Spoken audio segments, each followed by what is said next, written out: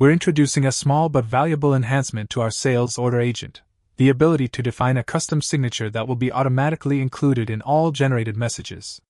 It can be a signature of a specific sales consultant, or just a generic company signature. To set this up, simply navigate to the Agent section, select your agent, and click on Setup.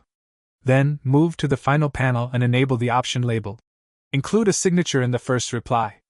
Next, click on Edit Signature. A pop-up window will appear where you can enter your desired signature.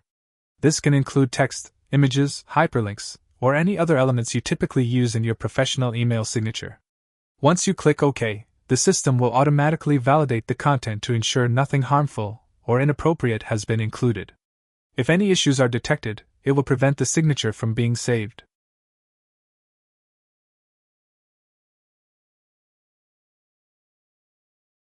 From that point on, whenever the agent responds to customer input, it will behave as usual, but now with your custom signature appended to the first reply, ensuring consistent and professional communication.